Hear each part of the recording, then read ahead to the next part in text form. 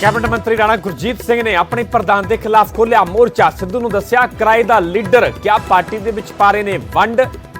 जिन्ना जल्दी छड्ड के जाण कांग्रेस लई उन्ना ही चंगा। बेदबी दीआं घटनावां ते नवजोत सिद्धू दा बयान। मलेरकोटला रैली दे मंच तो बोले, दोषी नूं लोकां दे सामने ला देना चाहिदा है फाहा। पंजाब दी शांति भंग करन दीआं हो रहीआं ने कोशिशां।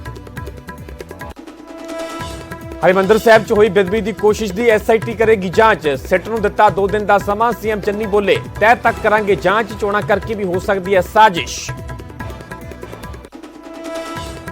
हरिमंदर साहिब घटना की मुढ़ली जांच दे विच प्री प्लानिंग के मिले संकेत। 3 बार दरबार साहिब के अंदर गया सी मुलजम, हुण तक नहीं हो सकी पहचान। पुलिस ने तस्वीर जारी करके मंगी जानकारी। कपूरथला पुलिस ने खारिज की बेदबी की थ्योरी। बेदबी की शिकायत के नाल एक होर FIR की दर्ज। जोड़ियां गईयां कतल दीआं धारावां। 4 लोगों नूं भी कीता गया नामजद। बेदबी दीआं घटनावां नूं लैके 25 दसंबर नूं 5 तख्तां दे जथेदारां दी अकाल तख्त ते मीटिंग। ज्ञानी हरप्रीत सिंह बोले, जे मुड़ हुंदी है अजिही घटना तां सरकारां होणगीआं जिम्मेवार। बेदबी दीआं घटनावां दी RSS ने भी की निखेधी। क्या भाईचारक सांझ तोड़न की हो रही है साजिश? पलानरां के खिलाफ होनी चाहिए है सख्त कार्रवाई। बटाला च अकाली आगू ते अणपछातियां ने चलाईयां गोलियां। हालत गंभीर। हमलावरां दा हाले तक नहीं लग्या पता।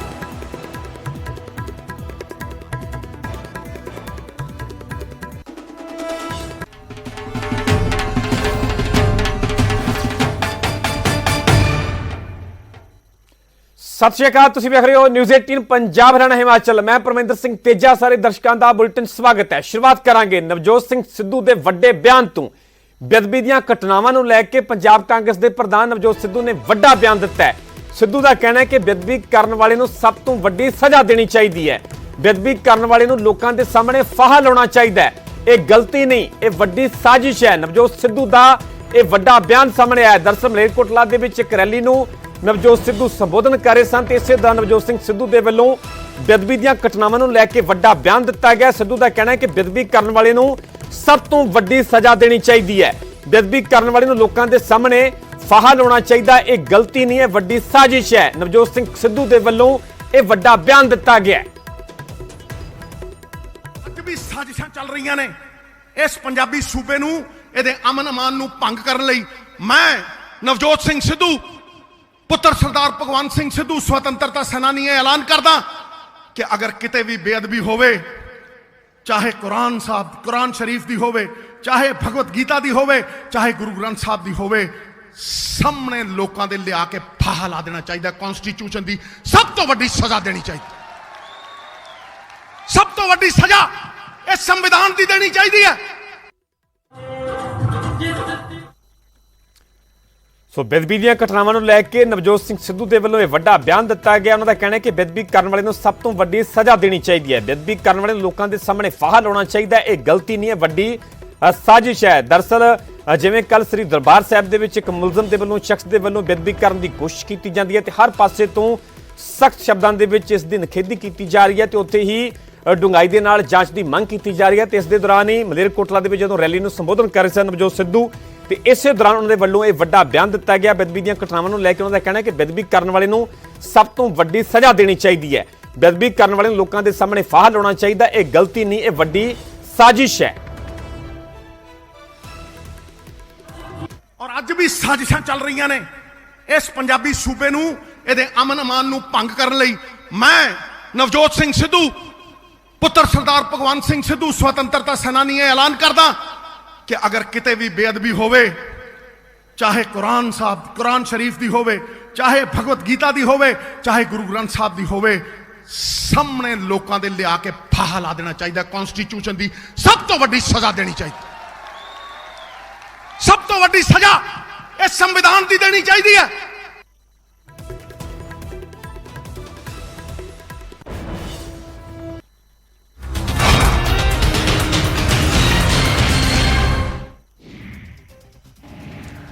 हरिमंदर साहिब दे विच बेदबी की कोशिश के मामले की जांच के लिए सूबा सरकार ने SIT का गठन किया है। DCP लॉ एंड ऑर्डर की अगवाई हेठ SIT बनाई गई है, जिसनूं 2 दिन के अंदर रिपोर्ट देने के लिए कहा गया। ਮੁੱਖ ਮੰਤਰੀ ਚਰਨਜੀਤ ਚੰਨੀ ਦਰਬਾਰ ਸਾਹਿਬ ਪਹੁੰਚੇ, ਜਿੱਥੇ ਉਹਨਾਂ ਬੇਅਦਬੀ ਦੀ ਕੋਸ਼ਿਸ਼ ਦੀ ਨਿਖੇਧੀ ਕੀਤੀ ਹੈ ਤੇ ਕਿਹਾ ਕਿ ਹੋ ਸਕਦਾ ਹੈ ਕਿ ਚੋਣਾਂ ਕਰਕੇ ਅਜਿਹੀਆਂ ਸਾਜ਼ਿਸ਼ਾਂ ਹੋ ਰਹੀਆਂ ਹੋਣ। ਉਹਨਾਂ ਪੰਜਾਬੀਆਂ ਨੂੰ ਭਾਈਚਾਰਕ ਸਾਂਝ ਬਣਾ ਕੇ ਰੱਖਣ ਦੀ ਅਪੀਲ ਕੀਤੀ ਹੈ। ਦਰਬਾਰ ਸਾਹਿਬ ਬੇਅਦਬੀ ਘਟਨਾ ਮਾਮਲੇ 'ਚ ਪੁਲਿਸ ਦੇ ਵੱਲੋਂ FIR ਦਰਜ ਕੀਤੀ ਗਈ ਹੈ। ਧਾਰਾ 295A ਤੇ 307 ਦੇ ਤਹਿਤ ਮਾਮਲਾ ਦਰਜ ਕੀਤਾ ਗਿਆ। ਇਸ ਦੇ ਨਾਲ ਦਰਬਾਰ ਸਾਹਿਬ ਦੇ ਵਿੱਚ ਪੁਲਿਸ ਦੀ ਤੈਨਾਤੀ ਵੀ ਵਧਾ ਦਿੱਤੀ ਗਈ ਹੈ। ਦਰਬਾਰ ਸਾਹਿਬ ਮਾਮਲੇ ਦੇ ਵਿੱਚ ਨਵਾਂ ਖੁਲਾਸਾ ਹੋਇਆ ਹੈ। ਦੱਸਿਆ ਜਾ ਰਿਹਾ ਹੈ ਕਿ ਮੁਲਜ਼ਮ ਨੇ ਦਰਬਾਰ ਸਾਹਿਬ ਦੇ ਵਿੱਚ 3 ਵਾਰ ਐਂਟਰੀ ਕੀਤੀ ਸੀ ਅਤੇ ਉਹ ਕਰੀਬ 6 ਤੋਂ 7 ਘੰਟੇ ਦਰਬਾਰ ਸਾਹਿਬ ਦੇ ਅੰਦਰ ਰਿਹਾ ਹੈ। ਹਾਲਾਂਕਿ ਉਸ ਦੇ ਕੋਲੋਂ ਕੋਈ ਵੀ ID ਕਾਰਡ ਅਤੇ ਮੋਬਾਈਲ ਫੋਨ ਵੀ ਬਰਾਮਦ ਨਹੀਂ ਹੋਇਆ।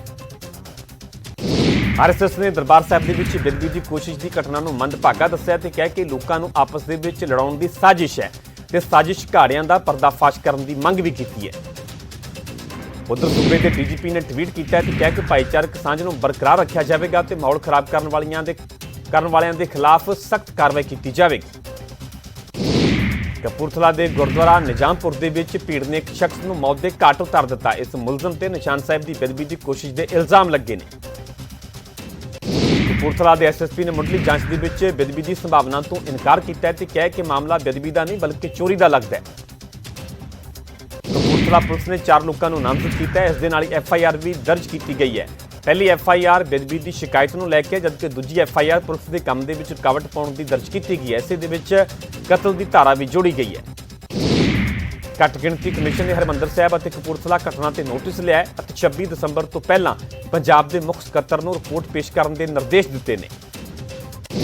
ਲੋਕ ਇਨਸਾਫ ਪਾਰਟੀ ਦੇ ਮੁਖੀ ਸਿਮਰਜੀਤ ਸਿੰਘ ਬੈਂਸ ਨੇ ਤਰਨਤਾਰਨ ਦੇ ਵਿੱਚ ਚੋਣ ਰੈਲੀ ਕੀਤੀ, ਜਿਸ ਦੇ ਵਿੱਚ ਉਹਨਾਂ ਕਿਹਾ ਕਿ 2015 ਦੇ ਵਿੱਚ ਬੇਅਦਬੀ ਕਰਨ ਵਾਲਿਆਂ ਨੂੰ ਸਖਤ ਸਜ਼ਾ ਮਿਲੀ ਹੁੰਦੀ ਤਾਂ ਦਰਬਾਰ ਸਾਹਿਬ ਦੀ ਘਟਨਾ ਹੋਣੀ ਹੀ ਨਹੀਂ ਸੀ।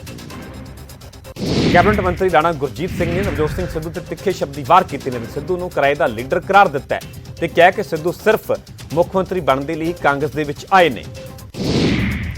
ਰਾਣਾ ਗੁਰਜੀਤ ਨੇ ਸਿੱਧੂ ਨੂੰ ਤਾੜਨਾ ਕੀਤੀ ਹੈ ਕਿ ਉਹ ਸੱਚੇ ਕਾਂਗਰਸੀਆਂ ਬਾਰੇ ਜ਼ੁਬਾਨ ਸੰਭਾਲ ਕੇ ਬੋਲਣ ਤੇ ਜਿੰਨੀ ਜਲਦੀ ਸਿੱਧੂ ਕਾਂਗਰਸ ਤੋਂ ਚਲੇ ਜਾਣਗੇ ਪਾਰਟੀ ਲਈ ਉਨਾ ਹੀ ਚੰਗਾ ਹੋਵੇਗਾ।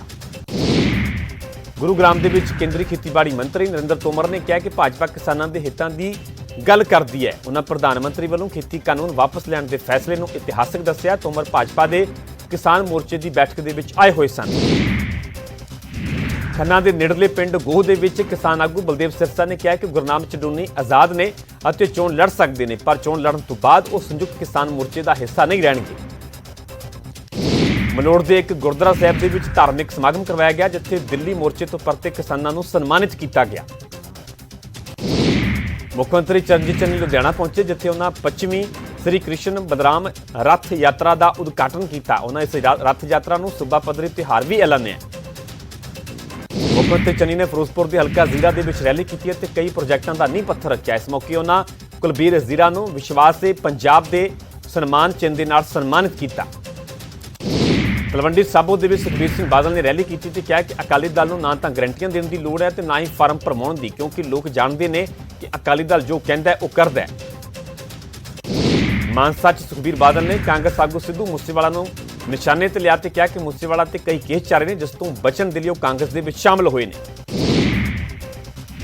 ਚੰਡੀਗੜ੍ਹ 'ਚ ਨਗਰ ਨਿਗਮ ਚੋਣਾਂ ਨੂੰ ਲੈ ਕੇ ਅਰਵਿੰਦ ਕੇਜਰੀਵਾਲ ਨੇ ਸੈਕਟਰ 43 ਦੇ ਵਿੱਚ ਚੋਣ ਰੈਲੀ ਕੀਤੀ ਤੇ ਲੋਕਾਂ ਦੇ ਨਾਲ ਕਈ ਵਾਅਦੇ ਕੀਤੇ। ਚੰਡੀਗੜ੍ਹ ਦੇ ਵਿੱਚ 24 ਦਸੰਬਰ ਨੂੰ ਵੋਟਾਂ ਪੈਣਗੀਆਂ। ਰਾਜਪੁਰਾ ਦੇ ਵਿੱਚ ਕਾਂਗਰਸੀ ਵਰਕਰਾਂ ਨੇ ਰੈਲੀ ਕੱਢੀ ਤੇ ਲੋਕਾਂ ਨੂੰ ਵੋਟ ਪਾਉਣ ਦੀ ਅਪੀਲ ਕੀਤੀ। ਇਸ ਰੈਲੀ ਦੇ ਵਿੱਚ ਵੱਡੀ ਗਿਣਤੀ ਦੇ ਵਿੱਚ ਵਰਕਰਾਂ ਨੇ ਹਿੱਸਾ ਲਿਆ। ਕਾਂਗਰਸ ਆਗੂ ਰਜਿੰਦਰ ਕੌਰ ਭੱਠਲ ਨੇ ਕਿਹਾ ਕਿ ਕੈਪਟਨ ਨੇ ਕਾਂਗਰਸ ਦੀ ਪਿੱਠ ਦੇ ਵਿੱਚ ਛੁਰਾ ਮਾਰਿਆ ਤੇ ਪੰਜਾਬ ਦੀ ਦੁਸ਼ਮਣ ਜਮਾਤ ਭਾਜਪਾ ਦੇ ਨਾਲ ਜਾ ਕੇ ਮਿਲ ਗਏ ਨੇ। ਮਰਿੰਡਾ ਦੇ ਵਿੱਚ ਮੁੱਖ ਮੰਤਰੀ ਚੰਨੀ ਦੀ ਰਿਹਾਇਸ਼ ਦੇ ਨੇੜੇ ਕੱਚੇ ਅਧਿਆਪਕਾਂ ਨੇ ਲਾਸ਼ ਰੱਖ ਕੇ ਪ੍ਰਦਰਸ਼ਨ ਕੀਤਾ ਤੇ ਮ੍ਰਿਤਕ ਦੇ ਪਰਿਵਾਰ ਨੂੰ 50 ਲੱਖ ਰੁਪਏ ਤੇ ਸਰਕਾਰੀ ਨੌਕਰੀ ਦੇਣ ਦੀ ਮੰਗ ਕੀਤੀ ਹੈ। ਫਰੀਦਕੋਟ ਦੇ ਵਿੱਚ ਦਿਲ ਦਾ ਦੌਰਾ ਪੈਣ ਦੇ ਕਾਰਨ ਅਧਿਆਪਕ ਦੀ ਮੌਤ ਹੋਈ ਸੀ। ਸੁਜਾਨਪੁਰ ਦੇ ਵਿੱਚ ਕਿਸਾਨਾਂ ਨੇ ਸੂਬਾ ਸਰਕਾਰ ਦੇ ਵੱਲੋਂ 27,500 ਏਕੜ ਜ਼ਮੀਨ ਅਕਵਾਇਰ ਕੀਤੇ ਜਾਣ ਦਾ ਵਿਰੋਧ ਕੀਤਾ ਹੈ ਤੇ ਸਰਕਾਰ ਦੇ ਖਿਲਾਫ ਨਾਅਰੇਬਾਜ਼ੀ ਕੀਤੀ। ਪਟਿਆਲਾ ਪੰਜਾਬੀ ਯੂਨੀਵਰਸਿਟੀ ਦੇ ਨੇੜੇ ਲਤਾ ਗ੍ਰੀਨ ਕਲੋਨੀ ਡੀਲਵਾਲ ਏਰੀਆ ਵਾਸੀਆਂ ਨੇ ਪੰਜਾਬ ਸਰਕਾਰ ਦੇ ਖਿਲਾਫ ਨਾਅਰੇਬਾਜ਼ੀ ਕੀਤੀ। ਇਲਾਕਾ ਵਾਸੀਆਂ ਦਾ ਇਲਜ਼ਾਮ ਹੈ ਕਿ ਹਲਕਾ ਵਿਧਾਇਕ ਤੇ ਸੰਬੰਧਿਤ ਅਧਿਕਾਰੀਆਂ ਨੂੰ ਮੰਗ ਪੱਤਰ ਦਿੱਤਾ ਗਿਆ, ਪਰ ਸੀਵਰੇਜ ਤੇ ਗਲੀਆਂ ਦੀ ਸਮੱਸਿਆ ਦਾ ਹੱਲ ਨਹੀਂ ਹੋਇਆ। ਧਰਮਸ਼ਾਲਾ ਦੇ ਪਿੰਡ ਭਲਾੜ ਦੇ ਵਿੱਚ ਫੌਜੀ ਜਵਾਨ ਨੂੰ ਅੰਤਮ ਵਿਦਾਈ ਦਿੱਤੀ ਗਈ। 51 ਸਾਲਾਂ ਦਾ ਇਹ ਫੌਜੀ ਅੰਮ੍ਰਿਤਸਰ ਦੇ ਵਿੱਚ ਭਾਰਤ-ਪਾਕਿਸਤਾਨ ਸਰਹੱਦ ਤੇ ਸ਼ਹੀਦ ਹੋ ਗਿਆ ਸੀ। ਬਟਾਲਾ ਦੇ ਹਰਚੋਵਾਲ ਦੇ ਵਿੱਚ ਯੂਥ ਅਕਾਲੀ ਦਲ ਦੇ ਆਗੂ ਤੇ ਫਾਇਰਿੰਗ ਕੀਤੀ ਗਈ, ਜਿਸ ਦੇ ਵਿੱਚ ਅਕਾਲੀ ਆਗੂ ਰਣਜੀਤ ਸਿੰਘ ਜ਼ਖਮੀ ਹੋ ਗਏ। ਅਬੋਹਰ ਦੇ ਪਿੰਡ ਕਟੈੜਾ ਦੇ ਵਿੱਚ ਇੱਕ ਵਿਆਹੁਤਾ ਮਹਿਲਾ ਦੀ ਸ਼ੱਕੀ ਹਾਲਾਤਾਂ ਦੇ ਵਿੱਚ ਮੌਤ ਹੋ ਗਈ। ਪੀੜਤਾ ਪਰਿਵਾਰ ਨੇ ਇਲਜ਼ਾਮ ਲਗਾਇਆ ਕਿ ਮਹਿਲਾ ਦੇ ਪਤੀ ਨੇ ਪਹਿਲਾਂ ਕੁੱਟਮਾਰ ਕੀਤੀ ਤੇ ਫਿਰ ਉਸ ਨੂੰ ਗਲੀ ਦੇ ਵਿੱਚ ਸੁੱਟ ਕੇ ਫਰਾਰ ਹੋ ਗਿਆ। ਪਲਵਲ ਦੇ ਪਿੰਡ ਜਟੋਲਾ ਦੇ ਵਿੱਚ ਦੋ ਧਿਰਾਂ ਦੇ ਵਿਚਾਲੇ ਲੜਾਈ ਹੋਈ, ਜਿਸ ਦੇ ਵਿੱਚ ਇੱਕੋ ਪਰਿਵਾਰ ਦੇ 3 ਲੋਕ ਜ਼ਖਮੀ ਹੋ ਗਏ। ਲੜਾਈ ਦਾ ਕਾਰਨ ਜ਼ਮੀਨੀ ਵਿਵਾਦ ਦੱਸਿਆ ਜਾ ਰਿਹਾ ਹੈ। ਪਲਵਲ ਦੇ ਇੱਕ ਪਿੰਡ ਦੇ ਵਿੱਚ ਪਾਣੀ ਦੇ ਵਿੱਚ ਡੁੱਬਣ ਦੇ ਕਾਰਨ ਪਤੀ ਪਤਨੀ ਦੀ ਮੌਤ ਹੋ ਗਈ। ਪਹਿਲਾਂ ਪਤੀ ਨੇ ਪਾਣੀ ਦੇ ਵਿੱਚ ਛਾਲ ਮਾਰੀ, ਜਿਸ ਨੂੰ ਬਚਾਉਣ ਦੇ ਲਈ ਉਸ ਦੀ ਪਤਨੀ ਨੇ ਵੀ ਪਾਣੀ ਦੇ ਵਿੱਚ ਛਾਲ ਮਾਰ ਦਿੱਤੀ। ਪਟਿਆਲਾ ਦੇ ਵਿੱਚ ਇੱਕ ਕਾਰ ਚਾਲਕ ਤੇ ਇੱਕ ਐਂਬੂਲੈਂਸ ਦਾ ਸ਼ੀਸ਼ਾ ਤੋੜਨ ਦਾ ਇਲਜ਼ਾਮ ਲੱਗਿਆ। ਭੀੜ ਹੋਣ ਦੇ ਕਾਰਨ ਸਾਈਡ ਨਾ ਦੇਣ ਤੇ ਦੋਵਾਂ ਦੇ ਵਿਚਾਲੇ ਵਿਵਾਦ ਹੋਇਆ ਸੀ। ਸੋਨੀਪਤ ਦੇ ਵਿੱਚ ਪਿੰਡ ਵਾਸੀਆਂ ਨੇ ਨੈਸ਼ਨਲ ਹਾਈਵੇ 44 ਦੀ ਉਸਾਰੀ ਦਾ ਕੰਮ ਰੁਕਵਾ ਦਿੱਤਾ ਹੈ। ਪਿੰਡ ਵਾਸੀਆਂ ਨੇ ਇਲਜ਼ਾਮ ਲਗਾਇਆ ਕਿ ਅਧਿਕਾਰੀਆਂ ਨੇ ਉਹਨਾਂ ਦੇ ਪਿੰਡ ਦਾ ਰਾਹ ਤਾਂ ਬੰਦ ਕਰ ਦਿੱਤਾ ਹੈ, ਪਰ ਢਾਬਾ ਮਾਲਕਾਂ ਤੋਂ ਪੈਸੇ ਲੈ ਕੇ ਉਹਨਾਂ ਨੂੰ ਰਾਹ ਦਿੱਤਾ ਗਿਆ ਹੈ। ਅੰਬਾਲਾ ਕੈਂਟ ਦੇ ਪਟੇਲ ਅਤੇ ਗੁਜਰਾਜ ਪਾਰਕ ਦੇ ਵਿੱਚ 2 ਝੀਲਾਂ ਲੋਕਾਂ ਨੂੰ ਸਮਰਪਿਤ ਕੀਤੀਆਂ ਗਈਆਂ ਨੇ, ਜਿਨ੍ਹਾਂ ਦਾ ਉਦਘਾਟਨ ਸੂਬੇ ਦੇ ਗ੍ਰਹਿ ਮੰਤਰੀ ਅਨਿਲ ਵਿਜ ਨੇ ਕੀਤਾ ਹੈ। ਕੁੱਲੂ ਦੇ ਵਿੱਚ ਅਰਧ ਸਰਕਾਰੀ ਡਰਾਈਵਰ ਅਤੇ ਕੰਡਕਟਰ ਸੰਘ ਨੇ ਇੱਕ ਸਮਾਰੋਹ ਕਰਵਾਇਆ, ਜਿਸ ਦੇ ਵਿੱਚ ਕਰੋਨਾ ਵਾਰੀਅਰਸ ਨੂੰ ਸਨਮਾਨਿਤ ਕੀਤਾ ਗਿਆ। ਅੰਬਾਲਾ ਸ਼ਹਿਰ ਨਗਰ ਨਿਗਮ ਦੇ 10 ਅਧਿਕਾਰੀਆਂ ਨੇ 20 ਵਾਰਡਾਂ ਨੂੰ ਗੋਦ ਲਿਆ। ਇਹਨਾਂ ਤੇ ਆਪਣੇ ਵਾਰਡ ਦਾ ਵਿਕਾਸ ਕਰਾਉਣ ਦੀ ਜ਼ਿੰਮੇਵਾਰੀ ਹੋਵੇਗੀ। ਮਨਾਲੀ ਦੇ ਮਾੜ ਰੋਡ ਤੇ 25 ਦਸੰਬਰ ਨੂੰ ਸਾਬਕਾ ਪ੍ਰਧਾਨ ਮੰਤਰੀ ਅਟਲ ਬਿਹਾਰੀ ਵਾਜਪਾਈ ਦਾ ਬੁੱਤ ਲਗਾਇਆ ਜਾਵੇਗਾ। ਇਸ ਮੌਕੇ ਹਿਮਾਚਲ ਦੇ ਮੁੱਖ ਮੰਤਰੀ ਜੈਰਾਮ ਠਾਕੁਰ ਵੀ ਮੌਜੂਦ ਰਹਿਣਗੇ। ਬਹਾਦੁਰਗੜ੍ਹ ਦੇ ਸਿੱਧੀਪੁਰ ਪਿੰਡ ਦੇ ਵਿੱਚ ਇੱਕ ਕਿਸਾਨ ਦਾ ਪੁੱਤਰ 에ਅਰ ਫੋਰਸ ਦੇ ਵਿੱਚ ਪਾਇਲਟ ਬਣਿਆ। ਸਾਵਣ ਮਾਨ ਦੀ 2017 ਦੇ ਵਿੱਚ ਐਨਡੀਏ 'ਚ ਚੋਣ ਹੋਈ ਸੀ।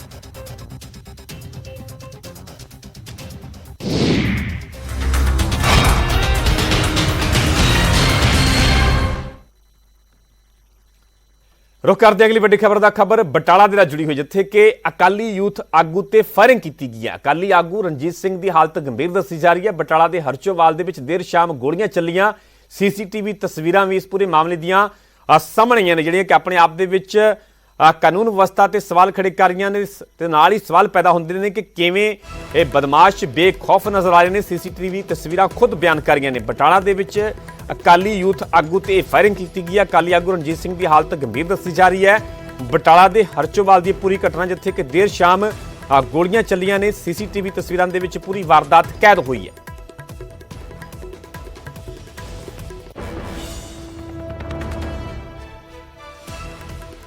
ਦੇਖੋ, ਅੱਜ ਸਾਡਾ ਅਜੀਜ਼ ਸ਼੍ਰੋਮਣੀ ਅਕਾਲੀ ਦਲ ਦਾ ਯੂਥ ਅਕਾਲੀ ਦਲ ਦਾ ਸੀਨੀਅਰ ਮੀਤ ਪ੍ਰਧਾਨ ਰਣਜੀਤ ਸਿੰਘ ਸੋਨੂ ਔਲਖ ਅੱਜ ਸਾਨੂੰ ਹੁਣੇ ਹੀ ਅਜੇ ਅੱਧਾ ਪੌਣਾ ਘੰਟਾ ਪਹਿਲਾਂ ਪਤਾ ਲੱਗਾ ਕਿ ਹਰਚੋਵਾਲ ਅੱਡੇ ਤੇ ਉਹਨੂੰ ਕੋਈ ਗੋਲੀਆਂ ਮਾਰ ਗਿਆ, ਤੇ ਜੋ ਬਹੁਤ ਮਾੜੀ ਗੱਲ ਹੈ। ਬਹੁਤ ਵੱਡਾ ਦੁਖਾਂਤ ਹੈ।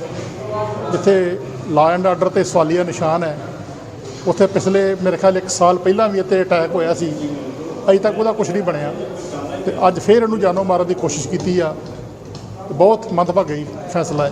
ਪਤਾ ਲੱਗਾ ਕਿੰਨਾ ਵੱਲੋਂ ਇਹ ਹਮਲਾ ਕੀਤਾ ਗਿਆ? ਨਹੀਂ ਜੀ, ਅਜੇ ਤੱਕ ਕੋਈ ਨਹੀਂ ਪਤਾ ਲੱਗਾ। ਜੀ ਡਾਕਟਰ ਸਾਹਿਬ, ਕਿਹੜਾ ਪੇਸ਼ੈਂਟ ਆਇਆ ਸੀ, ਕੀ ਹਾਲਾਤ ਸੀ ਉਹਦੇ? ਮਰੀਜ਼ ਰਣਜੀਤ ਸਿੰਘ son of ਸੁਖਵੰਤ ਸਿੰਘ ਪਿੰਡ ਔਲਖ ਤੋਂ ਗੋਲੀ ਵੱਜੀ ਸੀਗੀ। ਸਾਡੇ ਕੋਲ ਆਇਆ, ਫਸਟ ਏਡ ਦੇਣ ਤੋਂ ਬਾਅਦ ਅਸੀਂ ਉਹਨੂੰ ਰੈਫਰ ਕਰਤਾ ਗੁਰੂ ਨਾਨਕ ਦੇਵ ਅੰਮ੍ਰਿਤਸਰ। ਕੁਝ ਪਤਾ ਲੱਗਾ ਕਿਸ ਤਰ੍ਹਾਂ ਇਹ ਘਟਨਾ ਵਾਪਰੀ? ਸਾਰੀ ਕੁਝ ਦੱਸਿਆ ਉਹਨਾਂ ਨੇ? ਨਹੀਂ, ਸਾਡੇ ਇਸ ਬਾਰੇ ਸਾਨੂੰ ਕੋਈ ਜਾਣਕਾਰੀ ਨਹੀਂ। ਗੋਲੀ ਇੱਕ ਹੀ ਵੱਜੀ ਕਿ ਗੋਲੀ ਇਹਦੇ ਇੱਕ ਵੱਜੀ ਹੋਈ ਆ, ਪੱਟ ਦੇ ਵੱਜੀਆਂ ਵਾ, ਦੋਨਾਂ ਪੱਟਾਂ ਦੇ ਨਿਸ਼ਾਨ ਹੈਗੇ ਆ। ਗੋਲੀ ਵੱਜ ਕੇ ਇੱਕ ਬੰਨੇ ਤੋਂ ਦੂਜੇ ਪੱਟ ਤੋਂ ਨਿਕਲੀ ਆ।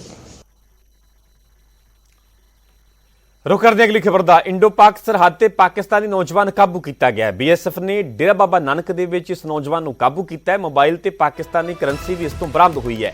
ਘੁਸਪੈਠ ਦੀ ਫਰਾਕ ਦੇ ਵਿੱਚ ਇਹ ਪਾਕਿਸਤਾਨੀ ਨੌਜਵਾਨ ਫੜੇ ਗਏ ਨੌਜਵਾਨ ਦੀ ਪਹਿਚਾਣ ਜ਼ੁਲਕਰ ਨੈਨ ਸਿਕੰਦਰ ਦੇ ਵਜੋਂ ਹੋਈ ਹੈ, ਜੋ ਪਾਕਿਸਤਾਨ ਦੇ ਗੁਜਰਾਤ ਦਾ ਰਹਿਣ ਵਾਲਾ ਹੈ। ਫਿਲਹਾਲ ਬੀਐਸਐਫ ਦੇ ਵੱਲੋਂ ਨੌਜਵਾਨ ਤੋਂ ਲਗਾਤਾਰ ਪੁੱਛਗਿੱਛ ਕੀਤੀ ਜਾ ਰਹੀ ਹੈ।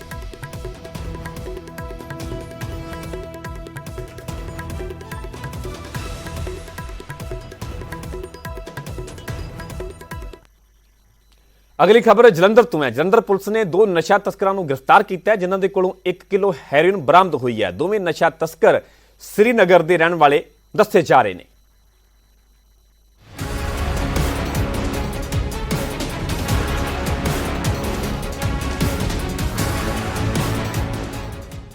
ਪੁਲਿਸ ਦੀ ਗਿਰਫਤ ਦੇ ਵਿੱਚ ਨਜ਼ਰ ਆ ਰਹੇ ਦੋਵੇਂ ਮੁਲਜ਼ਮ ਨਸ਼ਾ ਤਸਕਰ ਨੇ, ਜਿਨ੍ਹਾਂ ਨੂੰ ਨਸ਼ਾ ਸਪਲਾਈ ਕਰਦਿਆਂ ਰੰਗੇ ਹੱਥੀਂ ਫੜਿਆ ਗਿਆ।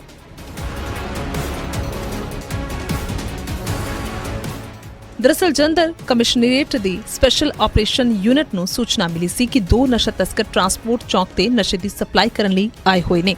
ਜਿਸ ਤੇ ਕਾਰਵਾਈ ਕਰਦਿਆਂ ਪੁਲਿਸ ਟੀਮ ਨੇ 2 ਨਸ਼ਾ ਤਸਕਰਾਂ ਨੂੰ ਗ੍ਰਿਫਤਾਰ ਕੀਤਾ, ਜਿਨ੍ਹਾਂ ਦੇ ਪਾਸੋਂ 1 ਕਿਲੋ ਹੈਰੋਇਨ ਬਰਾਮਦ ਹੋਈ ਹੈ, ਜਿਸ ਦੀ ਕੀਮਤ ਅੰਤਰਰਾਸ਼ਟਰੀ ਬਾਜ਼ਾਰ ਦੇ ਵਿੱਚ 1.5 ਕਰੋੜ ਰੁਪਏ ਦੱਸੀ ਜਾ ਰਹੀ ਹੈ। ਇਹਨਾਂ ਨੇ 2 ਬੰਦੇ ਜਿਹੜੇ ਗ੍ਰਿਫਤਾਰ ਕੀਤੇ ਹਨ ਜੋ ਪਿੱਛੋਂ ਸ਼੍ਰੀਨਗਰ ਦੇ ਰਹਿਣ ਵਾਲੇ, ਜਿਨ੍ਹਾਂ ਚੋਂ ਇੱਕ ਦਾ ਨਾਮ ਰਿਆਜ਼ ਹੈ, ਦੂਜੇ ਦਾ ਜੌਹਰ। ਇਹ ਇਹਨਾਂ ਦਾ ਜਿਹੜਾ ਰਿਆਜ਼ ਹੈ ਉਹਦੀ ਉਮਰ ਕਰੀਬ 45 ਸਾਲ ਹੈ, ਇਹ ਵੀ ਸ਼੍ਰੀਨਗਰ ਦਾ ਵਾਸੀ ਹੈ, ਕੁਪਵਾੜਾ ਦਾ। ਐਵੇਂ ਹੀ ਜਿਹੜਾ ਜੌਹਰ ਹੈ ਇਹਦੀ ਵੀ ਏਜ 31 ਸਾਲ ਹੈ, ਇਹ ਕੁਪਵਾੜਾ ਸ਼੍ਰੀਨਗਰ ਦਾ ਵਾਸੀ ਹੈ। ਇਹਨਾਂ ਦੋਨਾਂ ਨੂੰ ਜਿਹੜਾ ਗ੍ਰਿਫਤਾਰ ਕੀਤਾ, ਇਹਨਾਂ ਦੇ ਕੋਲੋਂ 1 ਕਿਲੋ ਹੈਰੋਇਨ ਜਿਹੜੀ ਹੈ ਬਰਾਮਦ ਕੀਤੀ ਹੈ। ਇਹ ਬਹੁਤ ਅੱਛਾ ਕੰਮ ਕੀਤਾ। ਹੁਣ ਇਹਨਾਂ ਨੂੰ ਅਸੀਂ ਫਰਦਰ ਜਿਹੜਾ ਮਾਨਯੋਗ ਕੋਰਟ ਦੇ ਵਿੱਚ ਪੇਸ਼ ਕਰਕੇ ਇਹਨਾਂ ਦਾ ਰਿਮਾਂਡ ਲੈ ਕੇ ਤੇ ਇਹਦੀ ਲੜੀ ਜਿਹੜੀ ਹੈ ਪਿੱਛੇ ਕਿੱਥੋਂ ਆਈ ਹੈ, ਕਿਵੇਂ ਆਈ ਹੈ, ਉਹਨਾਂ ਬੰਦਿਆਂ ਨੂੰ ਵੀ ਜਿਹੜਾ ਨੋਮੀਨੇਟ ਕਰਕੇ ਹੋਰ ਰਿਕਵਰੀ ਕਰਾਉਣ ਦੀ ਲੋੜ ਹੈ। ਪੁਲਿਸ ਮੁਤਾਬਿਕ ਦੋਵੇਂ ਨਸ਼ਾ ਤਸਕਰ ਸ਼੍ਰੀਨਗਰ ਦੇ ਰਹਿਣ ਵਾਲੇ ਨੇ। ਫਿਲਹਾਲ ਮੁਲਜ਼ਮਾਂ ਤੋਂ ਨਸ਼ਾ ਤਸਕਰੀ ਦੇ ਵਿੱਚ ਉਹਨਾਂ ਦੇ ਨਾਲ ਜੁੜੇ ਹੋਰ ਮੈਂਬਰਾਂ ਦੀ ਪੁੱਛਗਿੱਛ ਕੀਤੀ ਜਾ ਰਹੀ ਹੈ। ਜਲੰਧਰ ਤੋਂ ਸੁਰਿੰਦਰ ਕੰਬੋਜ, ਨਿਊਜ਼ 18 ਪੰਜਾਬ। ਸੋ ਫਿਲਹਾਲ ਇਸ ਬੁਲੇਟਿਨ ਦੇ ਵਿੱਚ ਇੰਨਾ ਹੀ, ਇਜਾਜ਼ਤ ਦਿਓ, ਧੰਨਵਾਦ।